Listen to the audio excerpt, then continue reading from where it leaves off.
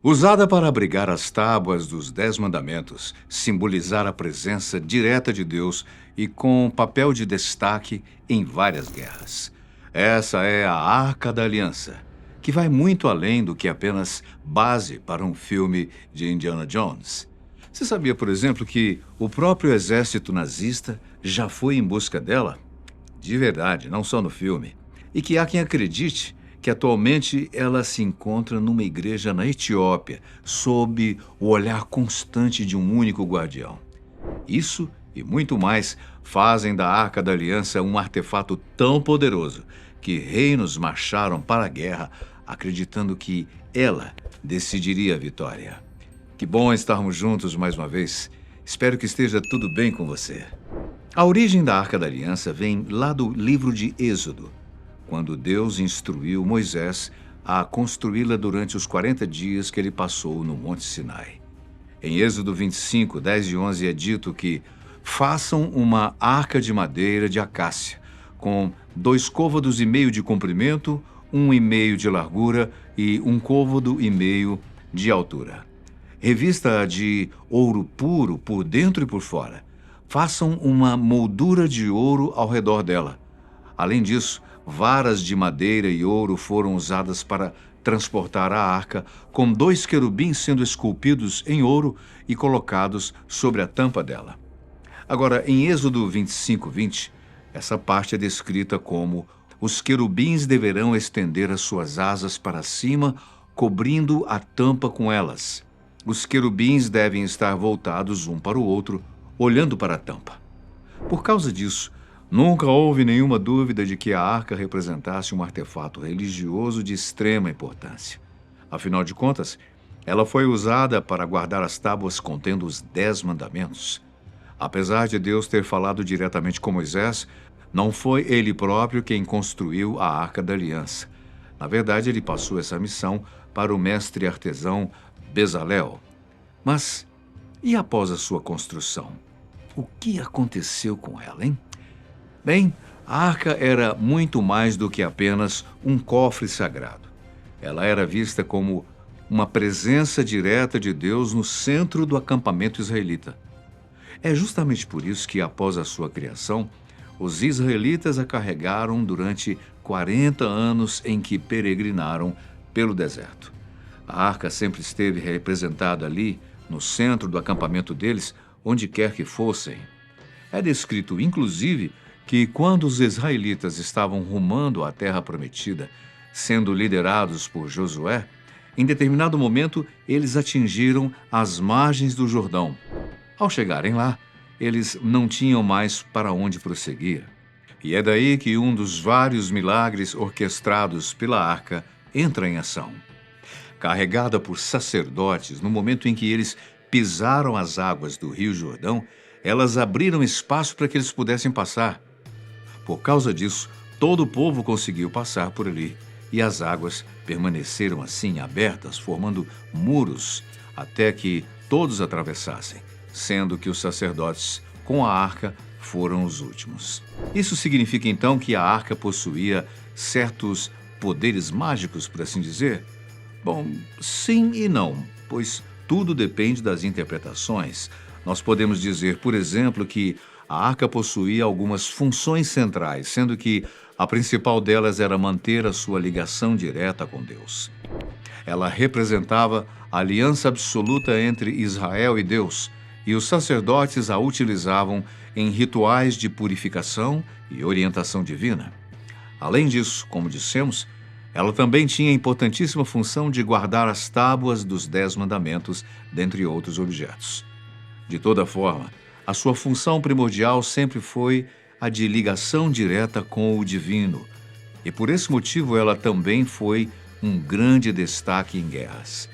Durante a Batalha de Jericó, por exemplo, a arca foi carregada ao redor da cidade uma vez por dia, ao longo de 6 dias, sempre muito bem protegida por homens armados, além de 7 sacerdotes que tocavam trombetas de chifre de carneiro sempre que ela passava.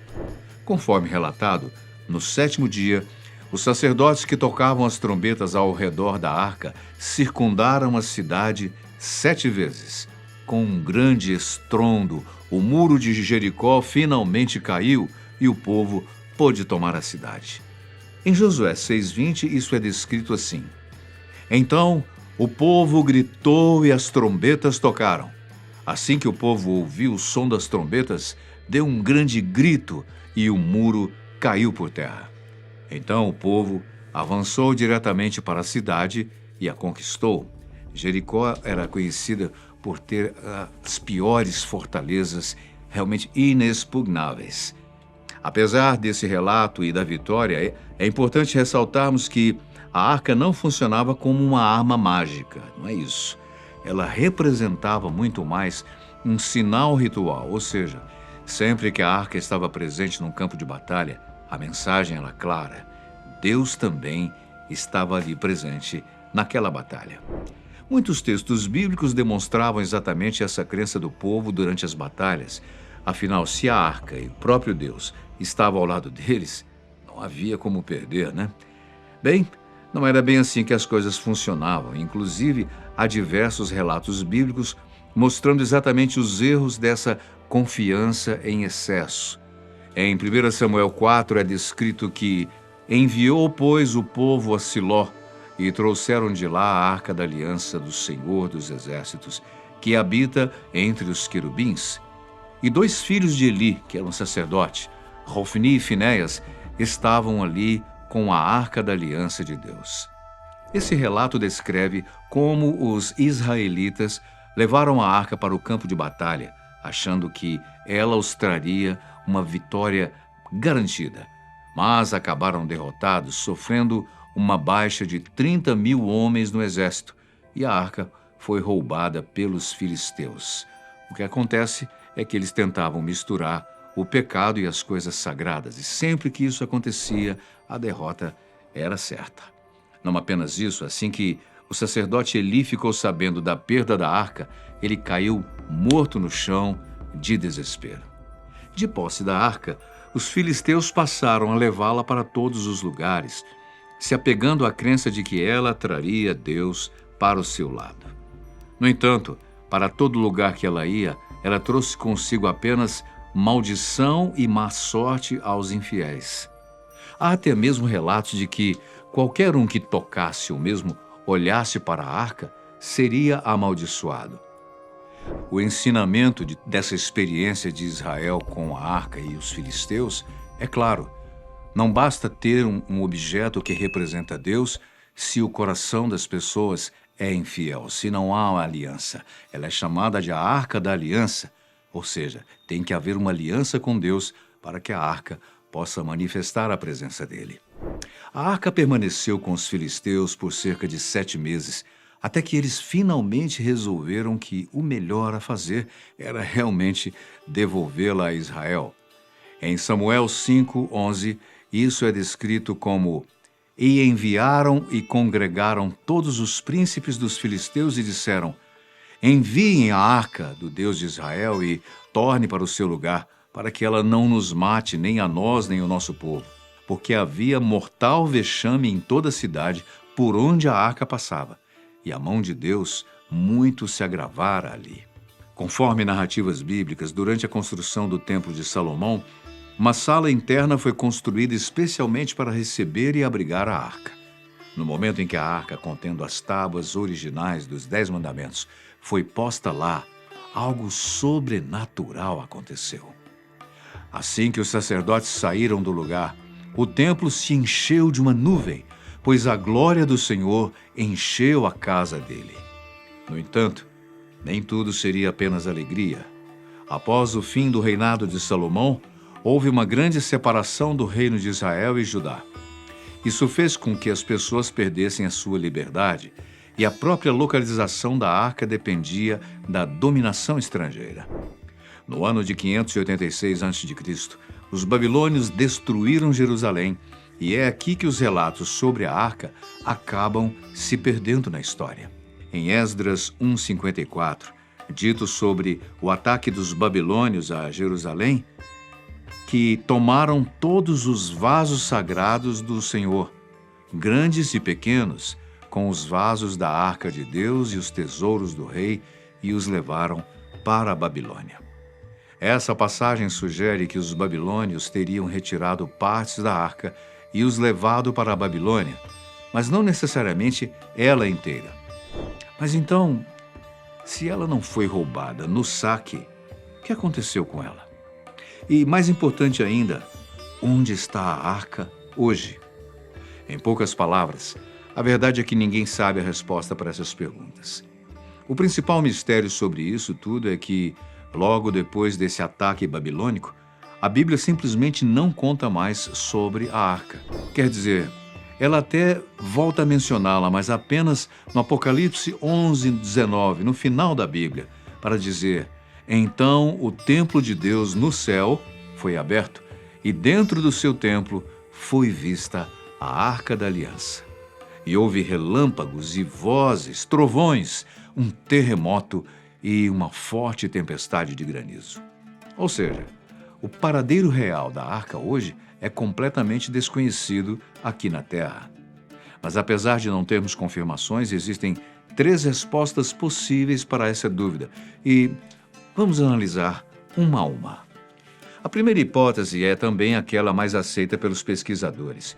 É a de que a arca acabou sendo destruída pelos babilônios durante o ataque.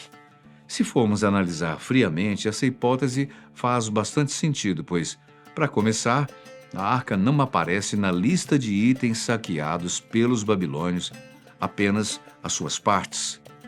A menos que eles quisessem deliberadamente esconder o fato de que estavam saqueando a arca, a única explicação é que eles não a pegaram, mas sim destruíram-na. Mas por que eles fariam algo assim? Lembra-se no início desse vídeo quando eu disse que a arca foi construída de madeira revestida de ouro? Pois é, esse é exatamente o ponto. A madeira pode ter sido apenas queimada, enquanto o ouro pode ter sido roubado e reaproveitado. Isso era padrão para invasões da época. Além disso, é justamente a falta de qualquer tipo de novas citações sobre a arca que nos faz crer que ela realmente tenha sido destruída. Mas, claro, essa não é a única teoria sobre o que possa ter acontecido com ela. Há uma outra versão para essa história, baseada no 2º livro apócrifo, ou seja, não incluído nos livros sagrados, que é o livro de Macabeus.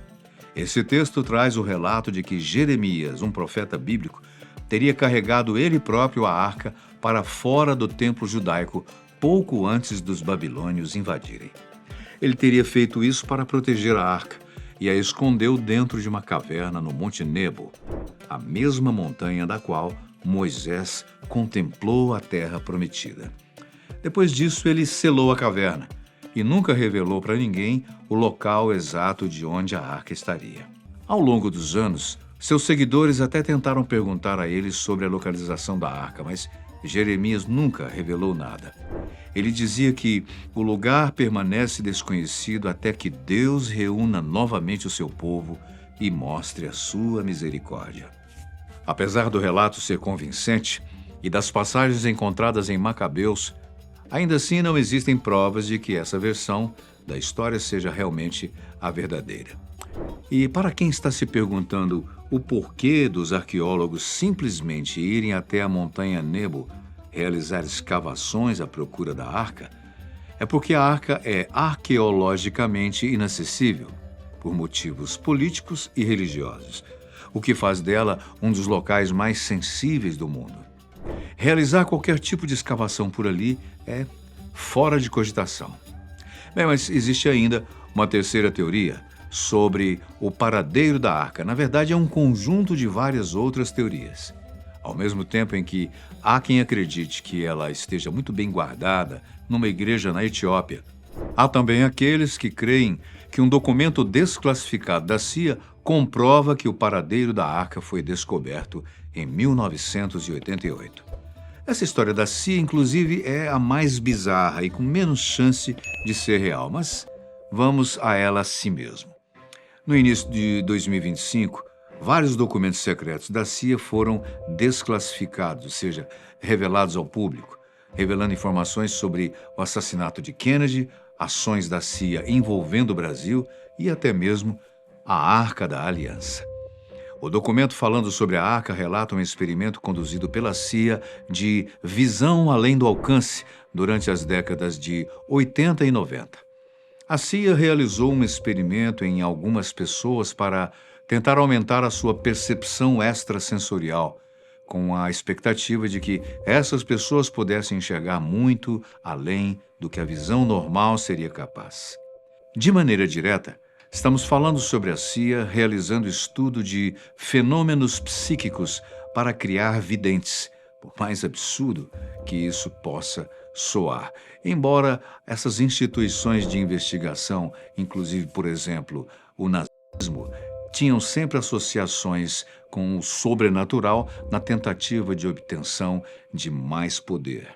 Um desses experimentos, um dos supostos videntes da CIA, teria sido capaz de localizar a Arca da Aliança em algum lugar do Oriente Médio. Nas palavras do vidente, conforme relatadas no documento vazado da CIA, é dito que o alvo é protegido por entidades e só pode ser aberto por aqueles autorizados a fazê-lo. Esse recipiente não pode ser aberto até que o momento seja considerado adequado. Neste mesmo relatório, o vidente chegou a fazer desenhos de onde especificamente a Arca da Aliança estaria, mesmo que os desenhos não sejam da melhor qualidade. Apesar disso, a CIA considerou o programa como um grande fracasso e o encerrou em 1995. Nenhuma das informações ditas pelo suposto vidente jamais puderam ser confirmadas e, por isso mesmo, não são levadas a sério atualmente. Enquanto a outra teoria é dito pela crença etíope que eles são os guardiões da verdadeira Arca da Aliança. Atualmente, a maioria dos pesquisadores considera isso muito pouco provável, mas, para o país, a Arca chegou há cerca de 3.000 anos atrás. Desde então, tem sido guardada a 7 chaves por monges que são proibidos de sair dos limites da capela até o dia de suas mortes. Além disso, só uma única pessoa é autorizada a chegar perto da arca, o seu guardião. Essa história está escrita no Kebra Nagast, um dos livros mais importantes da Etiópia. Nesse livro, está descrito sobre quando a rainha de Sabá, uma das primeiras governantes do país, viajou até a Jerusalém para receber os ensinamentos do rei Salomão. O encontro dos dois avançou e se tornou íntimo, e ela acabou engravidando. De volta à Etiópia, ela deu à luz a Menelik, filho de Salomão. Depois de adulto, ele viajou até Israel para conhecer o pai. Após o reencontro, alguns nobres israelitas acompanharam Menelik em sua viagem de volta à Etiópia e, sem o conhecimento dele, acabaram roubando a Arca da Aliança e trazendo-a na viagem. Ao saber do roubo, em vez de devolvê-la a Israel, Menelik julgou que aquela deveria ser a vontade de Deus e ordenou que ela permanecesse no país. Atualmente, isso é considerado como uma verdade incontestável na Etiópia. Não se trata apenas de uma crença religiosa, isso faz parte da ideologia nacional, algo confirmado pelo próprio Estado e usado historicamente para legitimar reis e imperadores. Durante os anos 3 e 70, por exemplo, o imperador Haile Selassie se apresentava como um descendente direto de Salomão e da rainha de Sabá. Então, se a linhagem é real, para eles a arca também deveria ser. No entanto, nada do que é relatado no Kebra Nagast foi jamais comprovado. Muito pelo contrário. Para além das fronteiras da Etiópia, pesquisadores e historiadores não consideram essa hipótese como real. Para começar, o Templo de Salomão era um lugar extremamente protegido. Então, é muito pouco provável que um príncipe estrangeiro, mesmo sendo filho de Salomão, conseguisse roubar a arca de lá. Além disso, a Etiópia se recusa a apresentar quaisquer provas sobre a arca, ou mesmo deixar qualquer pessoa vê-la. Conforme a tradição do país, somente o guardião pode ver a arca. Sobre isso, o sumo sacerdote da igreja de Aksum, na Etiópia, comenta: "Temos a tradição do guardião desde o princípio. Ele reza constantemente junto à arca, dia e noite. queimando incenso diante dela e prestando homenagem a Deus. Só ele pode vê-la. Todos os outros estão proibidos de pôr os olhos nela ou mesmo de se aproximarem. O próprio Quebra-Nagast foi escrito cerca de 2000 anos depois de Salomão, e por isso não é considerado pela maioria dos pesquisadores como uma fonte primária de informação. Contudo, a parte curiosa dessa história é que, enquanto a grande maioria não acredita que a Arca da Aliança realmente esteja por lá, os etíopes não se importam nem um pouco com o que nós acreditamos, pois eles já escolheram no que acreditar. Se desconsiderarmos a versão etíope da história, atualmente nós não temos a menor ideia de onde a arca possa estar, ou se ela sequer continua existindo. Mas isso não impediu que, ao longo da história da humanidade, diversas pessoas fossem atrás delas, como os próprios nazistas durante a Segunda Guerra, como já mencionamos. Claro, não foi nada mágico, como retratado em histórias e filmes como Indiana Jones, mas historicamente eles realmente tentaram encontrá-la, assim como vários outros artefatos religiosos históricos. A busca nazista era menos focada na Arca da Aliança em si e mais em relíquias cristãs medievais. Aqui há 2 pontos para esse fascínio deles. Um era que, com esses artefatos em mãos, eles queriam reescrever a história, provando uma origem ancestral do povo ariano, que para eles era superior. Eles queriam literalmente provar que a raça ariana era superior, relacionando-os como um povo original. Já o outro ponto é que os chefões do regime nazista realmente acreditavam no misticismo por trás desses artefatos. O próprio Hitler era fascinado com outros objetos religiosos, como a lança do destino, a famosa lança usada para perfurar Jesus e que supostamente daria invencibilidade a um exército no campo de batalha. Heinrich Himmler era outro fascinado por todo esse misticismo. Por causa dessa crença em forças do além, os nazistas fizeram várias expedições ao redor do mundo atrás desses artefatos, dentre os quais a Arca da Aliança estava no meio. Mas é importante falarmos que, diferente do que é retratado na ficção, as forças nazistas nunca tiveram nenhuma missão específica para encontrar a Arca da Aliança. O que eles faziam era mandar essas expedições ao redor do mundo para estudar e procurar por qualquer tipo de artefato que encontrassem, desde a arca até o mais simples deles. E claro, no final, eles e nem ninguém jamais chegaram nem perto de encontrar vestígios sobre o paradeiro da arca. E para você, em qual dessas versões sobre o destino final da arca você acredita? Ou talvez você tenha uma outra? Deixe pra gente nos comentários. Muito obrigado pela sua companhia. Sempre especial. A gente se vê num próximo vídeo.